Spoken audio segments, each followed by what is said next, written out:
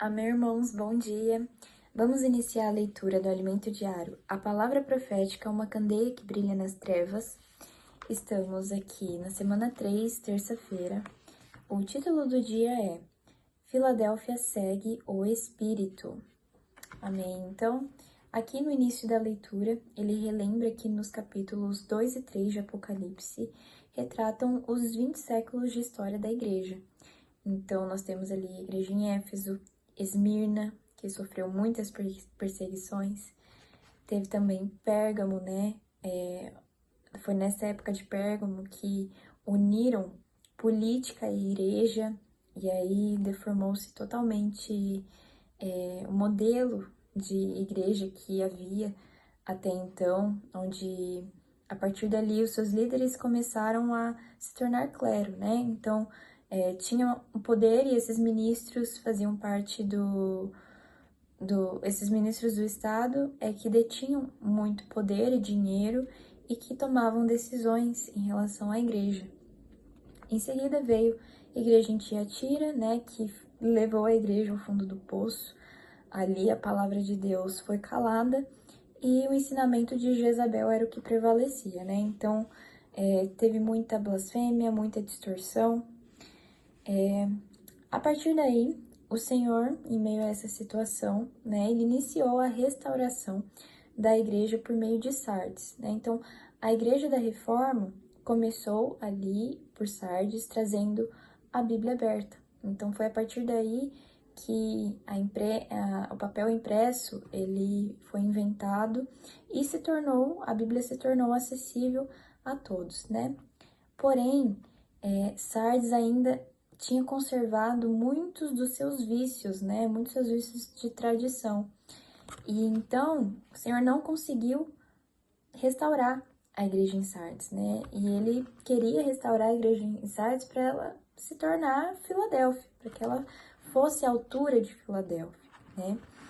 E de acordo com a história, ainda faltam duas igrejas, que é Filadélfia e a Laodiceia, né? Então, Laodiceia era aquela igreja que já se achava boa, já se achava importante e acabou envelhecendo, né? Acabou ficando ali parada no tempo e o Senhor estava buscando algo mais. O Senhor ainda queria a igreja à altura de Filadélfia, né? E nós queremos crer, né, irmãos, de que o Senhor está fazendo uma restauração entre nós para atingirmos essa vontade dele, né, de sermos como Filadélfia.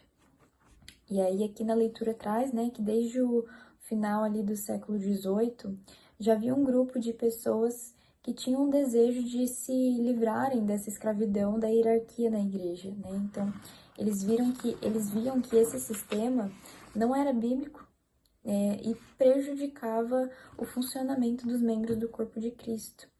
E aí, por essa razão, surgiu um grupo querendo se libertar desse sistema, e esse grupo de pessoas passaram a se chamar de irmãos, né? Então, eles consideravam que o pastor não era uma posição, um cargo, mas sim uma função, né? Então, a partir daí, aos poucos, foram restabelecidas as funções no corpo de Cristo.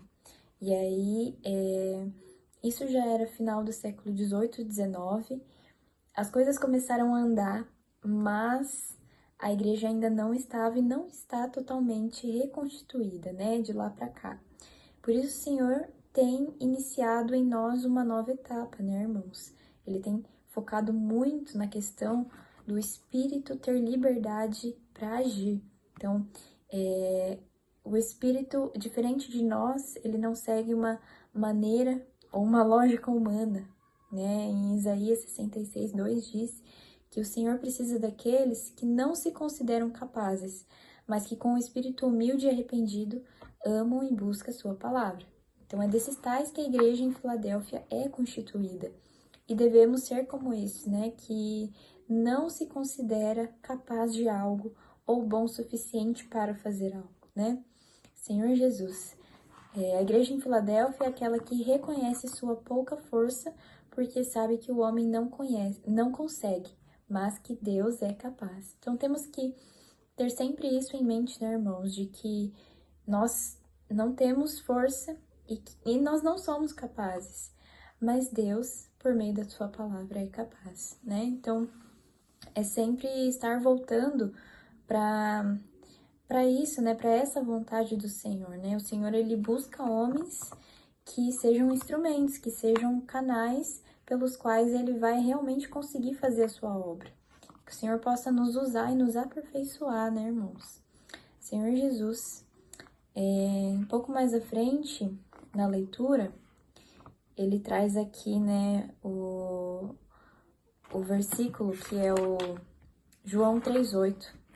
Ó Senhor Jesus, que é no Evangelho de João, está registrado que Jesus disse a Nicodemos, e fala, o que é nascido da carne é carne, e o que é nascido do Espírito é Espírito.